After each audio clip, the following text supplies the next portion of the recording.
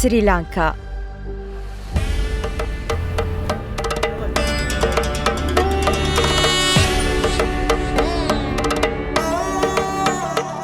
خاکی خێر و بەرەکەت و بەروبووم.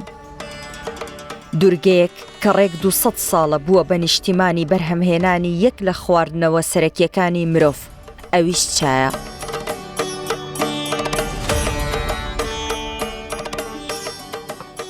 لە کللتوری کوردەواری خۆماندا بەیانیان لەگەڵ نان و ماست و هێلکە و هەر خواردنێکی بەیانیدا چایەکی قەترانی و بگرە هەندێک جار دووان و سیانیش بە گەرم و گوڕی دەخۆینەوە. جا گوتراوە ئەگەر دەتەوێت چای باش بخۆیتەوە دەبێت چای سیلۆن بخۆیتەوە. ئێستا ئێمە لە سیلۆنین، واتە لە سریلانکاین، لە نێو جەرگەی کێڵگەکانی چاوە پیشانتان دەدەین کە چای سیلۆنی بەتام چۆن بەرهەم دەهێنرێ و چۆن دەهێنرێت بۆ هەرێمی کوردستان و ئێوە نۆشی دەکەن. لە دامێنی چیاکانی سریلانکا، ئەو شوێنەی کە خەڵکی وڵاتەکە پێی دەڵێن ئەپ کانتری، واتە سەرەوەی وڵات تا چاو بڕ دەکات کێڵگەی پڕ لە گەڵای سەوز دەبینیت کە چیان لێ بەرهەم دەهێنرێت.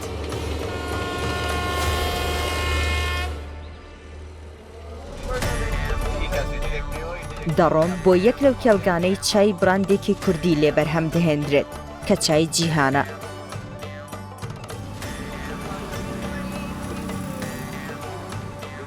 خانمە سریلانکیە کرێکارەکانی کێڵگەکە بە نەریتی ئاینی خۆیان بەخێرهاتنم دەکەن و بەرەکەتی خۆیانم پێدەدەن.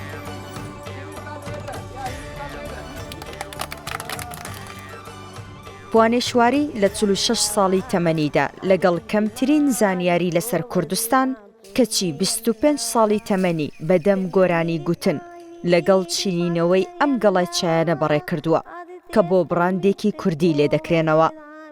ئیشێک کە وەک پیشەیەکی میراتی لە باو و باپیرانیەوە بۆی باوەتەوە.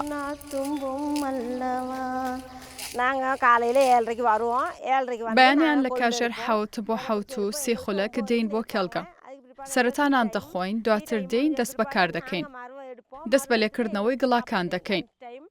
لەسەرمانە گەڵای باش لێ بکەینەوە. تاکو نیوەڕۆ یەکجار پشوەردەگرین بۆ ئەوەی چایەک بخۆینەوە. دوای پشۆکە تاوەکو نیوەڕۆ خەریکی کۆکردنەوەی گەڵای چا دەبین لە هەمان زۆن بۆ کارگە.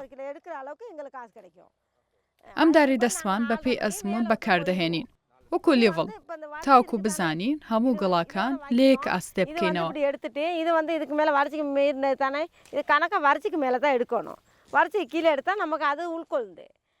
بەم دارە دەزانین بەرز و نزمی نەکەوتوێتە سەر ئاستی کێڵگەکە. لە لقەیەک گەڵا زۆر لێ کرابێتەوە و لە لقێکی دیکە کەم.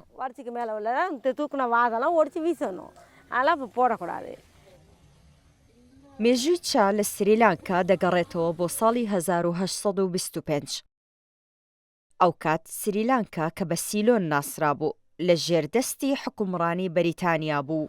ئەوان تۆی چایان لە چین و هندستان هێنا و لەم وڵاتە چاندیان. ئێستا بووە بە نیعمەتێک کە نزیکەی 222,000 هێکتاری خاکی ئەو وڵاتە بە گەڵای چادا پۆشراوە. زۆربەی کرێکارەکانی کێڵگە چاییەکان ژنن و خەڵکی گوندەکانی دەوروبەری کێڵگەکانن. بە بڕوای سریلانکیەکان چا دیاری سریلانکایە بۆ جیهان و بۆ ئەوەی گەڵای چایەکی باشتری لێ دروست بکرێت دەبێت بە پەنجەی نەرمونیانی خانمێک لێ بکرێتەوە. ئێمە وەرزێکی گەرمای زۆر باشمان هەیە، لەگەڵ گەرما بارانیشمان هەیە، بەنزیکەی ڕۆژانە بارانمان هەیە، لەگەڵیدا تیشکی خۆریش. هەبوونی ئەمانە لێک کات داوای کردووە چایەکی کوالیتی بەرزمان هەبێت.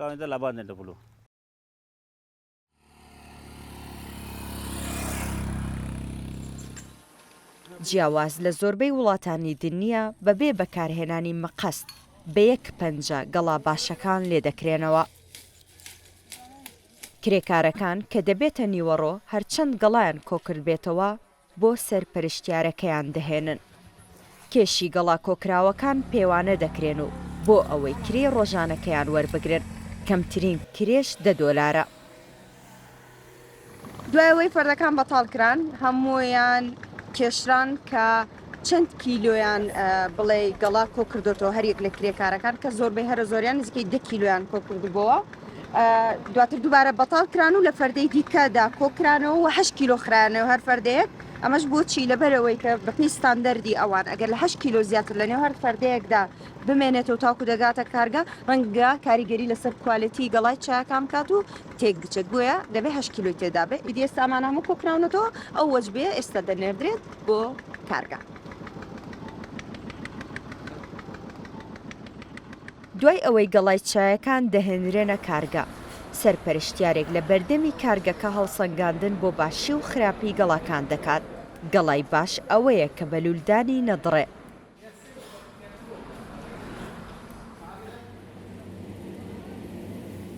ئیدی پرۆسەیەکی دوور و درێژی دروستکردنی چای ڕەش لێرەوە دەست پێ دەکات.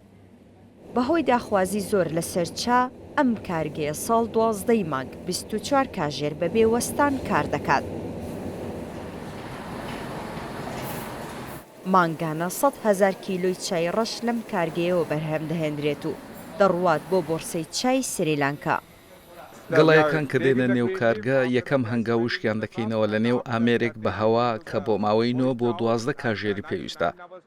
دوای ئەوەی کە وشک بوونەوە دەیان خەینە نێو ئامێرەکانی ڕۆلەر دواتر نێو ئامێری گەرمکردن ئینجا دەیخینەوە نێو ئامێرەکانی شێدارکردنەوە لەسەرەوە. دوای ئەوەی گەڵای چایەکان ڕەنجیان ڕەش دەبێت قۆناغ بە قۆناغ دەهێنرێن بۆ ئەم ژوورە. We are calling this is the shipping room. This is the grading processes. 23 پلەی تۆ چامان بۆ دەردەچێت کە لێرە قەبارەی جیاوازیان لێ جیا دەکەینەوە لە بچووک تاوەکو و درشت. ئەم ئامێرانە وەک بێژینگن نێو تۆچاکان پاک دەکەنەوە لە هەر مادەیەکی دیکە. بەم جۆرە بەدەست دەیبژنین بۆ پاکردنەوە و جیاکردنەوەی قەبارەی جیاوازی تۆچا لە یەکدی.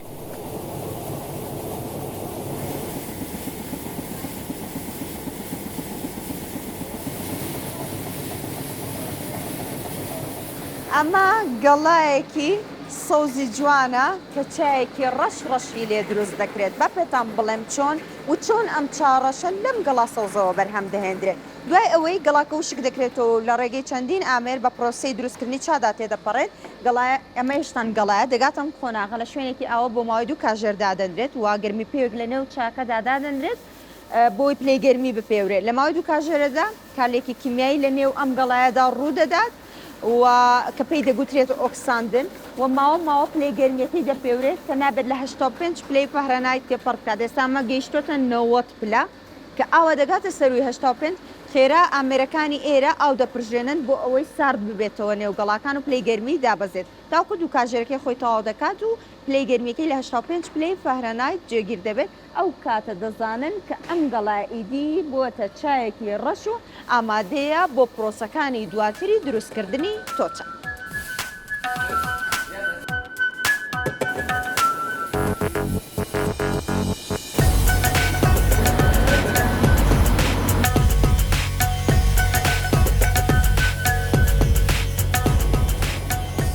لە دوای تەوابوونی پرۆسەی دروستکردنی تۆی چا لە گەڵاکان لەم کارگەیە 24 جۆری چای ڕەش بەرهەم دەهێنرێت. لە قۆناغی دوای ئەوە فەردەی تۆچایەکان دەهێنرێت بۆ ئێرە. ئەمە کارگەی دووبارە دڵنیابوونەوەیە لە کوالێتی چایەکە و پاکێجکردنیەتی. ئەم کارگەیە کارگەی کۆمپانیای ئەکبەر برادەرسە. کۆمپانیایە کە مێژوەکەی دەگەڕێتەوە بۆ ساڵی 1864 بە کۆمپانیای هەرە گەورەی هەناردەکردنی چای سیلۆن بۆ وڵاتانی دەرەوە هەژمار دەکرێت. چای جیهان کە بڕاندێکی کوردیە لە ساڵی 1992ەوە لەگەڵ ئەم کۆمپانیا گەورەیەی سریلانکا هاوبەشە. هەر لێرە لە کارگەی کۆمپانیای ئەکبەر برادرز چای جیهان دەنێردرێت بۆ هەرێمی کوردستان. 32 ساڵە کۆمپانیای جیهان زیاتر لە 15 جۆری چا بە بۆن و تامی جیاواز لە سریلانکاوە بەرهەم دەهێنێت و کە بەنێوبانگترینیان چای بۆندار و چای بەهێلن. بەرپرسانی ئەم کۆمپانیا کوردیە بەردەوام چاودێری کوالێتی چایەکە لەناو جەرگەی سریلانکاوە دەکەن. دەتوانم پێتان ڕابگەینم کە ئێمە لە ماوەی ئەم ساڵانە توانیمان لە بۆ 15 وڵاتی دنیا بەرهەمەکانمان هەناردە بکەین. کۆمپانیای جیهان لەگەڵ کۆمپانیای برادرز بە بەردەوامی نوێگەری هەبووە لە بەرهەمەکانی و کۆتا بەرهەممان ئەم چایە کە دەبینن کە ناومان لە ناوە چای خێزانی و ئەمە ئەو بیرۆکێ لەوە هاتووە کە بینیمان لە بازار خێزانەکان چاکی پلاستیکی کیسێکی پلاستیکی ببورن کیسێکی پلاستیکی چای تێدەکەن بە بەکاردێنن کە لە ڕووی سەلامەتی زۆر تەندروست نەبوو ئەمە هاتین چاکمان دروست کرد ئەم چاکە دەیبینن کیسێکی دۆستی ژینگەیە لە ڕووی تەندروستی سەلامەتە هیچ زیان بە ئەوانەیە کە چا دەخۆن ناگەینتن و پێتان ڕادەگەینم کە بە زووترین کات ڕەوانەی بازارەکان دەکرێتن و لە خزمەتی کڕیارەکان دەبیتن.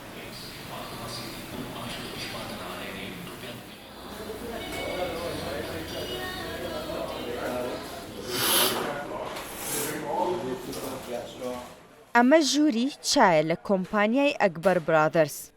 لێرە چایەکان بە چەندین بۆن و تامی جیاواز دروست دەکرێن. هەفتانە 10,000 جۆری چای جیاواز دێتە ئەم ژوورە و نزیکەی 3,000یان لەلایەن پسپۆرە بەتەمەنەکانی ئەم کۆمپانیایەوە تێست دەکرێن. تێستەکەش بەم جۆرەیە.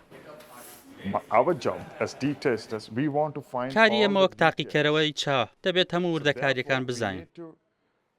بۆیە چایەک فڕ دەکەین بۆ بەشی سەرەوەی نێو دەممان دواتر بەسەر زمانمان بە یەکسانی دەپڕژێ و واتە بە بەشی سەرەوەی سەر دەممان دەکەوێت و دەپڕشێتە سەر زمانمان بە یەکسانی بۆیە هەستمان بە تەواوی تامەکەی دەکەین لە یەک کاتدا. بۆ ماوەی چەندە تێستی کوالیتیەکانی چا دەکەی؟ 49 ساڵە. بەڕێز پیتەر باسی ئەم وێنەیەم بۆ بکە. ئەمە لە یەک وێنەدا هەموو جۆرەکانی چای سریلانکا پیشان دەدات. سیرکە ئەمە کوپێک چای کاڵە و ئەمەیان کوپێک چای تۆخە. ئەمە ڕوونی دەکاتەوە کە چای سریلانکا لە چیاکان پێدەگات.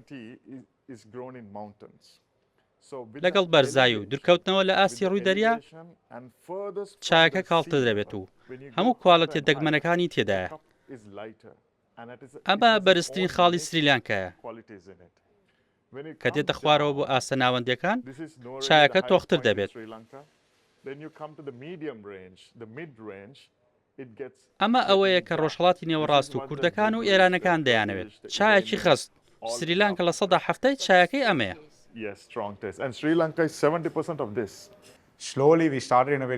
هێواش بە هەنگاوی زۆر بچووک دەستمان پێکرد تا وردە وردە گەورە بووین لەگەڵ کڕیارە باشەکانمان.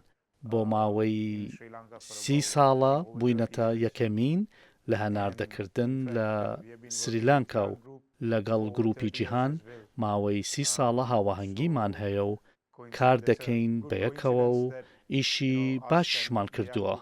ئێمە باشترین کواڵیتی هەناردەی هەرێمی کوردستان دەکەین لە نرخی زۆر بەرزەوە تاوەکو نرخی کەم کە هەمویان زۆر باشن و هیچیان کواڵیتیان نزم نییە. بۆ ئێمە ڕاستیەکەی بڵێم کە بازای ڕۆژهەڵاتی نێوەڕاست زۆر گەورەیە. زۆربەی بازرگانیەکەمان لە بازارەکانی ڕۆژهەڵاتی نێوەڕاستە.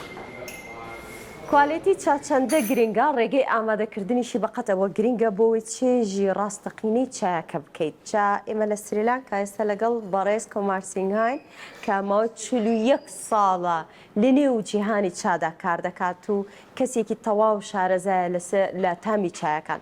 ئێستا و پێمان دەڵێ کە ڕێگە ڕاست و دروستەکەی ئامادەکردنی هەر چایەک بە تایبەت چای سیلۆنی سریلانکی چۆنە.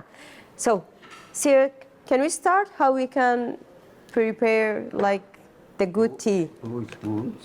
باشە. دوو مڵاک چا. هەڵبەت ئەمە بە پێی خواستی خۆتە چەند حەز دەکەیت تۆ چا بخەیتە نێو قۆریەکەوە. هەڵبەت قۆریەکەی ئێمە لێرە دامان ناوە بە بەتاڵی و لە دوایەوە ئاومان کوڵاندووە. ئاوەکە دەخینە نێو قۆریەکە واتە لەگەڵ تۆ چاکە تێکەڵی دەکەی و نایخینە سەر ئاگر بۆی ئەمە دووبارە بکڵێنەوە بەیەکەوە. تەنیا ئاومان کوڵاند لەگەڵ تۆچایەکە لە نێو قۆریەکدا تێکەڵمان کرد. For how long we gonna leave? سێ خولەک بەجێ دەهێڵین و after we gonna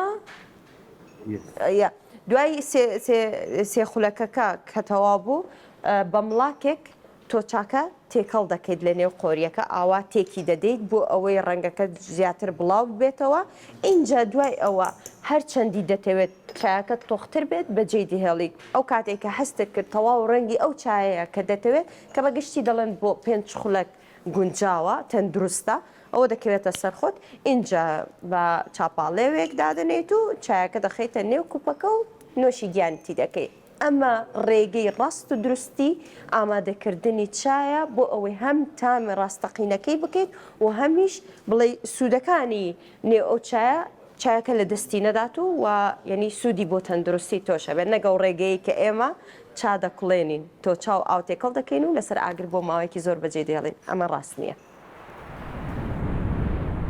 سریلانکا پلەی سێیەمی هەیە لەسەر ئاستی جیهان کە زۆرترین چا هەناردەی دەرەوە دەکات.